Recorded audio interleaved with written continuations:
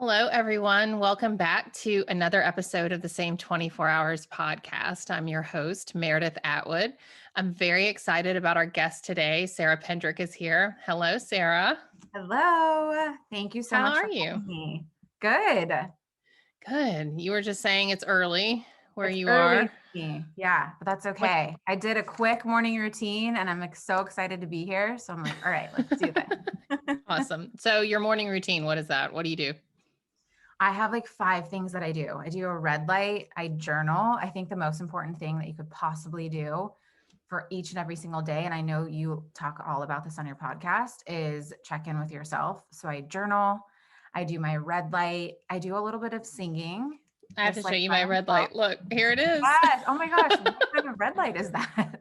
It's one that I keep at my desk. That's Yeah, amazing. no, it's a small one because I got yeah. But there's my red Yeah, light. I love it. I need to check that out. Yeah, so journaling, red light. I do a little 5-minute workshop with the law of attraction, just like thinking about what I want my day to look like, thinking about what I want my next month to look like, and then reminding myself, like, why, like, so I can ignite those feelings, like, why do I want that? And then reminding myself why I can have it. So those are things that I make sure that I do every single morning. Yeah. And so how long does your morning routine take?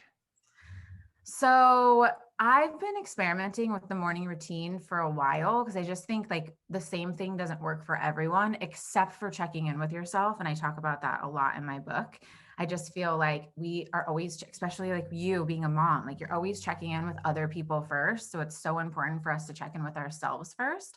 So I've always done that, but I've been experimenting with my morning routine for years. And for a while, I actually liked my night routine more, like setting myself up for the next day. I feel like it's like really important for women. There's something with the night routine. But now I'm like, okay, if I set myself up with these things that I just mentioned every single morning, like I'm going to have the most amazing day. I'm going to be like flowing totally myself. So that's really important. So I set aside an hour. Oh, good for you. Good for you. Yeah. It doesn't But always go an hour, but yeah, no, I yeah. love that. On days like so when my daughter, we take her to CrossFit like at 6:30 and we'll work out. And so to get up at 5:30 is, to make it to the gym. And so my morning routine, it used to be I would get up and do, the journaling, the reading, but it just keeps getting knocked back earlier and earlier. And so I'm like, oh gosh, and my morning routine is all over the place right now. But I can tell a difference. And it's like, why do I feel so scattered today? Oh, right. I did not do any of the things that I know are so grounding and so important. Yeah. So I hear you on that. No, but props to you because I think about you're like, I'm like, it's early right now. You're like, it is? You're like, 7? No, that's early. Yeah, it is. I mean, it is early. It is I early. It's know. early to be doing I a podcast. I mean, Yeah. yeah, for But when sure. you're doing what you love, and I really was so excited to connect with you and be on the podcast. So I'm excited about that. But I think about that for when I'm a mom. I'm like, okay, this is going to be a constant like change. That's why I like the night routine. And a lot of my friends that are moms will do that. Yeah, yeah. And you raise an interesting point. I mean, once you're a parent, things definitely change, but I think you're ahead of the game. I mean, I didn't come to the morning routine. I didn't come to exercise. I didn't come to most of that until after I had kids because I thought, holy hell, my life is a mess. I've got to like figure stuff out. And so anyone that's in their 20s or 30s and they've got their morning routine and they've got their life kind of, not squared away. I mean, who has it all figured out, but you Yeah. just know who you are and what you want and what works for you before you have kids. You're ahead of it, girl. Yeah, thank you for Ahead of that. it. We're getting ready this year, so Oh, good for you. yeah, Good for you. All just trying right. to be Well, my absolute best and then be able to pour into another human. yeah. Yeah. Well, you know what? The most wonderful thing that best parenting advice I ever heard was from Dr. Shafali Savari, who, conscious parenting, and she's Mhm. amazing. She said that the children are not our own, that we are just here Yeah, as mere guides.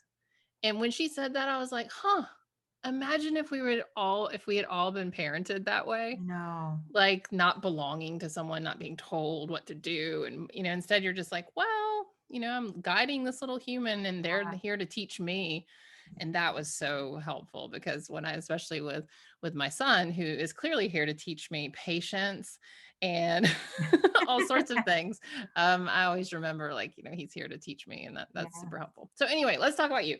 You are the founder of Girl Talk Network, which you Mhm. created because you didn't want women to feel alone. You wanted them to have a space to feel empowered. So how did this come about? What drove you to desire to create this space?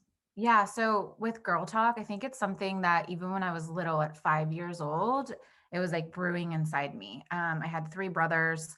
I always like loved my girlfriends and just being in community. I was in theater. I was like really dramatic, like loved being on stage, all the things. And then as I had gone through some things in my life, like my light was dim and I became more shy, but I still just had this desire burning inside of me. I didn't know what it was. I knew that it was to help people. I like particularly like women. I was just drawn to community and sisterhood. And then I went naturally, I'm like, oh, I want to help. I talk about this in the book too. Like, what did you want to be when you were younger? Because it's like such a testament to like Yes, what I your talk about soul that in wanted my you to book be. too. You do? That's Yes, awesome. yes, yes, for Yeah, like I sure. was like, I just wanted to help people. So I would just like when people are like, oh, I want to be a doctor. It's not necessarily that you want to be a doctor. You just when you're little, like that's what you see. You want to help people. Oh, doctors help people. So I'm like, oh, psychiatrist, obviously. Like, I want to help people. I'm going to go to school, get my PhD. And while I was doing that, like a ton of debt, so much time as anyone that has gone through school in general. And I just wasn't feeling aligned. Like, I'm like, okay, I am not excited about this anymore, but I've put so much money and time into this. And I really sat with that and decided to drop out. I just knew, like, in my soul that there was something else for me. So I dropped out and moved to LA. Everyone thought I was crazy, but I just knew that I needed to do it. And then I moved here and was doing everything possible to make it here, like selling credit card machines, doing random jobs. I learned PR and marketing.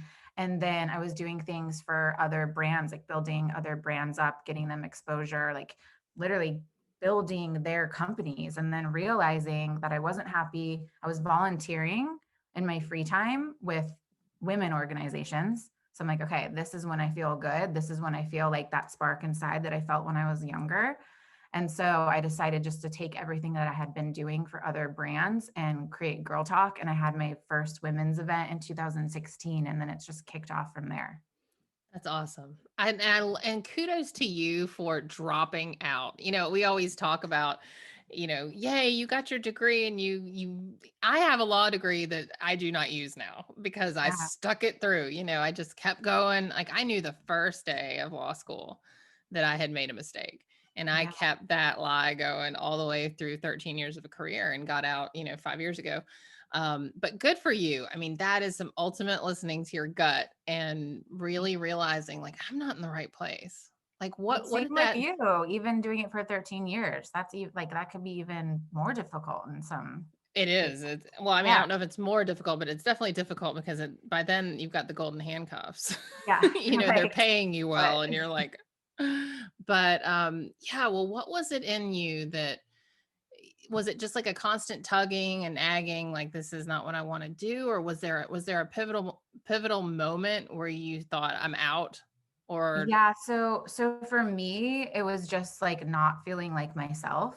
Like I just would feel like there's something like more here. Like I could have a life that's good or I could have a life that's amazing. And it just like I just kept feeling it inside, like feeling it inside my body. Like this just like, is this it? Like hmm, there's something else. Like I've felt it since I was younger. Like this is not making me really happy. And I know that I deserve to be happy. I think everyone deserves to be as happy as possible. We're all worthy to like listen to that little voice inside, even though it's scary, like so scary. And you're like, what the heck? This makes no sense. Like this was going to be my direction. I've spent so much time, so much money. Everyone else thinks I'm crazy.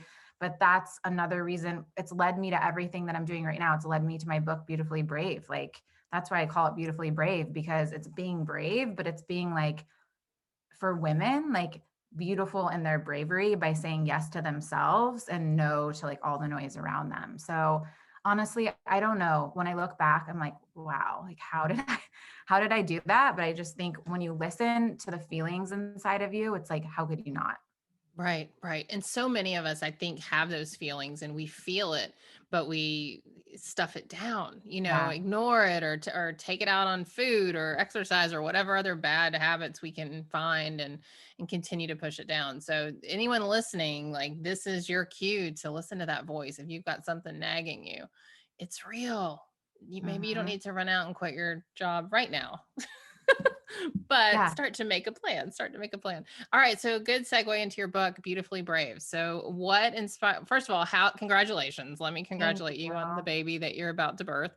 How was that process for you? How was writing? Is this your first book? This is my first book, and I've seen everyone that I know go through the book journey, and I get like, I had compassion for them then, but I'm like, whoa, I get it. Like, I get it. Like, if I could go buy every book in the world to support someone, I would do that. Like, that is, you're pouring your soul, you're pouring your soul out. You're doing something that you care about so much. It's a process, it's a journey. It's like, one day amazing flowing out of you, the next day you're like, oh my gosh, what am I doing?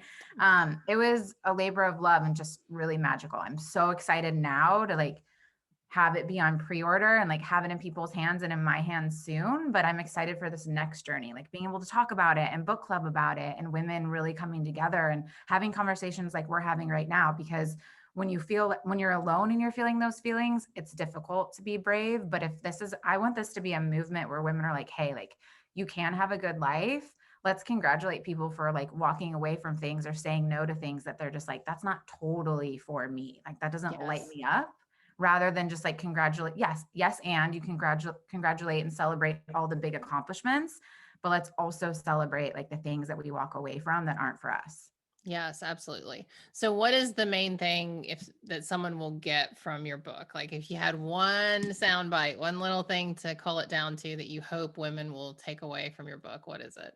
Ooh, I'm really okay. I'm getting better at the one question thing. As you can I'm tell, I'm prepping like, you. I'm oh, but I have, prepping you yeah, for yes. I'm like, I have so many things to say. Um, it's honestly like your unconventional guide. It's nothing else like that. Nothing else out there like it. It's just not the usual advice that you hear. And it's basically just like your reminder. Like, if I hand it to you, this is going to be your new best friend to remind you how to completely fall in love with yourself. and how to be brave, obviously, beautifully. Yeah. So, yeah. Do you think women are not brave because we've been like, what? Well, let's start there. Obviously, if Yeah. you're writing a book called Beautifully Brave, you believe that we all have the ability to be brave and that we have everything inside of us to do that. So, why do we need a book about that? What has happened with women along the Yeah. way that has caused us to not be brave? So there's a few things. Society, there's just been like so many like rules that we all have learned growing up, and so many like from the minute that we're born, it's like we're like looking out for other people's like approval, or we're like sharing our toys, or you're supposed to be like this, or we've all heard this stuff like good girl, all the things. But then we're not really taught at a young age, but we are more so now, which I love. Like, people are waking up, they're being so conscious. They're like you said in the beginning, like, our kids don't belong to us. They're their own person. Like, they're here to teach us. What if we all started leading with how we can take care of ourselves first before we take care of other Right. people, and really congratulating people for like saying no? Like, as simple as with friends, if you're like, hey, I can't come out, I can't do that, I can't go to dinner, and you don't have to give a reason. It's just because you want to hang out with yourself. Yeah. Like, starting to switch around the things that we take personal or that we like put on the back burner. Like, I really, really, really felt dedicated and calling for this book to be a movement for women to read together, to have more of a way of living together. Yeah. Oh, I love it. I love it. So in my book, The Year of No Nonsense, I talk about people pleasing and Yeah. how that's one of the major things that women struggle with. And it was like a section, it was a decent part of the book, but I did not know that that had such an impact on women until after it got published and people said, "Oh my gosh, the people pleasing part." Is there a part in your book that you think is going to be that like aha for women as they read it? Yeah. Yeah. Yeah, I mean, people pleasing is such a big thing. So it's like sometimes we don't even realize that we do it. I think the aha for women is going to be that we're so used to like being in relationship with other people that we kind of don't focus on the relationship with ourselves. And it's going to be like, wow, I can actually have a real relationship with myself where I feel the feelings, like the feelings that you feel for like your partner or friendships, turning those around and actually feeling them inside. Just an aha moment that the stronger the relationship with myself is, ultimately the more fulfilled my life is, the stronger that my career is, my relationships with other people, like everything that people think about every day and want to bring into their life. This is the key to having the relationship with yourself, and that it's actually like little simple practices that you could build and do every single day. And even just one of asking yourself like, hey, what do you think about this? Yeah. Yeah. Do I you think that believe will be in really mantras? Do you believe in yes. mantras for yourself? Yeah. I believe in mantras because of the feelings that it ignites inside of you. Because right now, our present moment of our thoughts impact what's happening in the future. So like right now, what you're thinking is going to show up a month from now, 2 months from now. Right. So if mantras get you into that feeling of thinking like empowerment, abundance, then I love mantras. I believe in anything that can get you into the feeling of what you want to attract. Yeah. I love it. So, what was your childhood like? I always like to ask this question for anyone that writes a self help book, because I think a Yeah. lot of the self help process is, especially when you write your own book, is finding yourself and finding out what more than you probably sometimes care to know.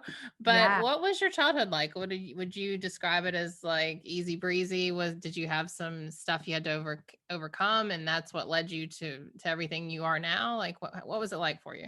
Yeah. So my childhood definitely has led me to every single thing that I do now.